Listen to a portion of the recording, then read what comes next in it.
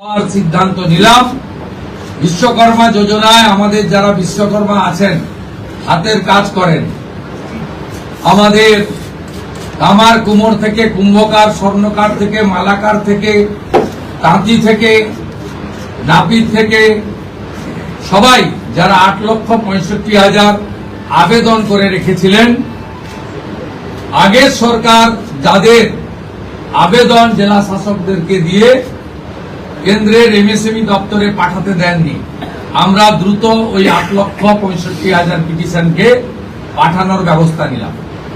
আপনারা জানেন পশ্চিমবঙ্গে 11 কোটি মা বোন দিদি উজালা 1-2 বেনিফিটেড হচ্ছেন।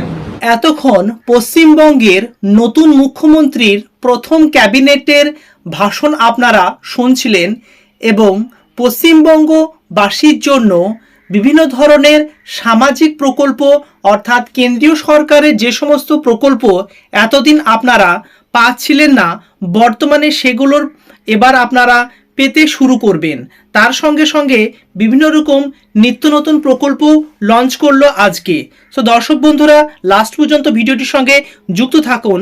আমাদের নতুন মুখ্যমন্ত্রী আরও কি সাধারণ মানুষদের জন্য ঘোষণা করলো, এছাড়া লক্ষ্মীর ভাণ্ডার বা কৃষক বন্ধু বা অন্য সমস্ত যুবকদের জন্য যুবশ্রী যে ভাতাগুলো চলছিল, বর্তমানে সেগুলো বন্ধ হবে না, সেগুলো চালু থাকবে। সে ব্যাপারে দেখুন নতুন মুখ্যমন্ত্রী কি ঘোষণা করলো। আর ফার্স্ট টাইম যারা ভিজিট করেছে তাদের কাছে রিকোয়েস্ট থাকবে, এরকম আপডেটেড ভিডিও রেগুলার ফ্রিতে পেতে চাইলে নিচে লাল রঙের সাবস্ক্রাইব বাটনটি টাচ করে সাবস্ক্রাইব করে লাইক করে দিবে, পরিচিত আত্মীয় স্বজনকে হোয়াটসঅ্যাপে ফেসবুকে শেয়ার করে তাদেরও দেখার সুযোগ করে দেবেন। চলুন প্রথম ক্যাবিনেটে কি ঘোষণা করলো, অর্থাৎ রাজ্যের সাধারণ জনগণ কি পেতে চলেছেন। আজকে আমরা প্রথম দিনই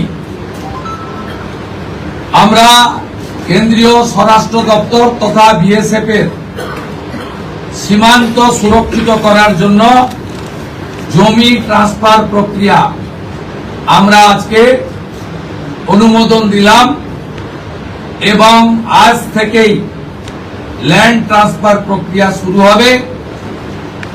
ভূমি ও রাজস্ব সচিব তাকে এবং মুখ্য সচিবকে দায়িত্ব দেওয়া হলো 45 দিনের মধ্যে বিএসএফ এর প্রয়োজনীয় জমি হস্তান্তর সম্পূর্ণ করতে হবে, যা আমাদের কেন্দ্রীয় স্বরাষ্ট্রমন্ত্রী নির্বাচনের আগেই বলেছিলেন।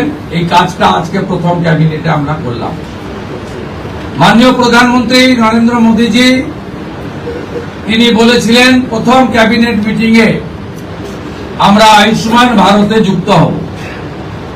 আমরা আয়ুষ্মান ভারতে যুক্ত হলাম এবং সংশ্লিষ্ট দপ্তর কেন্দ্রীয় স্বাস্থ্য দপ্তরের সঙ্গে প্রয়োজনীয় যে এগ্রিমেন্ট অন্যান্য যে বিষয়গুলি রয়েছে সেটা স্বাস্থ্য সচিব, মুখ্যমন্ত্রীর দপ্তরের উপদেষ্টা এবং মুখ্য সচিব মিলিতভাবে অতি দ্রুত সম্পন্ন করবেন।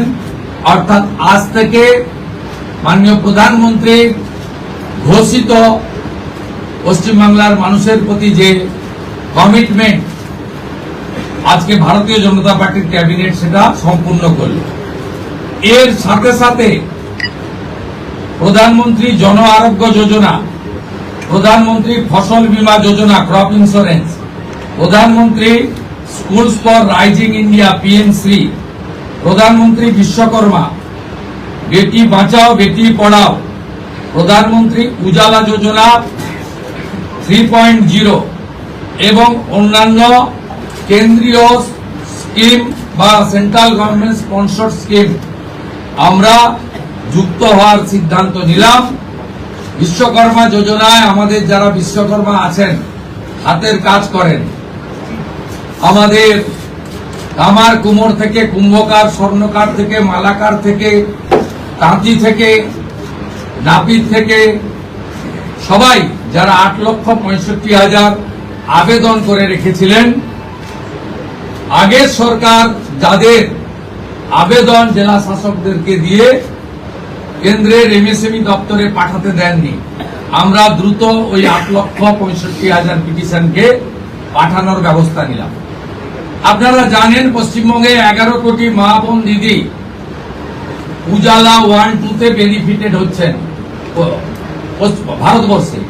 পশ্চিমবঙ্গে 11 কোটির মধ্যে 1 কোটি 29 লক্ষ পান, সবচেয়ে হাইয়েস্ট। 400 টাকা কম মূল্যে তারা গ্যাস ক্রয় করেন। প্রধানমন্ত্রী আরো 75 লক্ষ দেশে চালু করেছিলেন এবং বাংলার জন্য কোটা ছিল 15 লক্ষ। গ্রাহক বিতরণ কেন্দ্রে হাজার হাজার দরখাস্ত পড়ে থাকা সত্ত্বেও শুধু রাজনৈতিক কারণে এই পিটিশনগুলো ডিএমরা সংশ্লিষ্ট দপ্তরে কেন্দ্রীয় সরকারের কাছে পাঠায়নি। তাই আমাদের মা বোন দিদিরা বঞ্চিত হচ্ছিলেন। আমরা গ্রাহক বিতরণ কেন্দ্রে পড়ে থাকা সমস্ত পিটিশন অতি দ্রুততার সঙ্গে জেলা শাসকদের সংশ্লিষ্ট কেন্দ্রীয় পেট্রোলিয়াম ডিপার্টমেন্টে পাঠিয়ে দেওয়ার নির্দেশ দিলাম। এর ফলে উজালা যোজনা 3 তাতে পশ্চিমবঙ্গে আরো কয়েক লক্ষ মা বোন দিদি যুক্ত হওয়ার সুযোগ পেলেন। আমাদের পঞ্চম সিদ্ধান্ত, এতদিন পর্যন্ত পশ্চিমবঙ্গে national cadre IAS IPS, Paschimbanga cadre WBCS WBPS এদের কোন কেন্দ্রীয় সরকারের ট্রেনিং এ কেউ যুক্ত হতেন না। এটা মুখ্যমন্ত্রীর অলিখিত নির্দেশ ছিল। আগের মুখ্যমন্ত্রী, বিদায়ী মুখ্যমন্ত্রী, প্রাক্তন মুখ্যমন্ত্রী। আমরা আজকে এই বিষয়ে চিফ সেক্রেটারিকে অন্য রাজ্যের যে নিয়ম আছে সেই নিয়ম ফলো করার জন্য আমরা তাকে এম্পাওয়ার করলাম, দায়িত্ব দিলাম। সাথে সাথে শুনলে অবাক হয়ে যাবেন, বিএনএস ভারতীয় ন্যায় সংহিতা, যা মাননীয় প্রধানমন্ত্রী নরেন্দ্র মোদীজির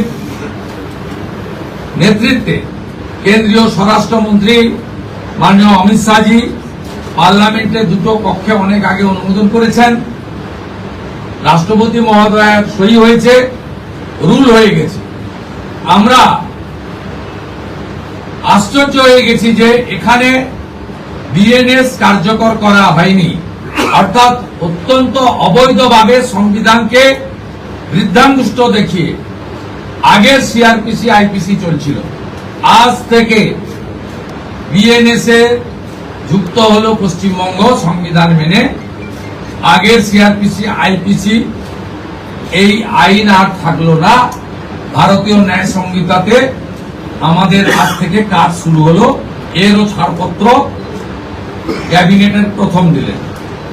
ষষ্ঠ সিদ্ধান্ত, মাননীয় স্বরাষ্ট্র ও সমবায় মন্ত্রী অমিত শাহজি নির্বাচন প্রচারের রায়দিঘি থেকে বলেছিলেন যে 2015 সালের পরে পশ্চিমবঙ্গে কোনো রিক্রুটমেন্ট হয়নি, তাই প্রচুর শিক্ষিত যুবক যুবতীর বয়স চলে গেছে।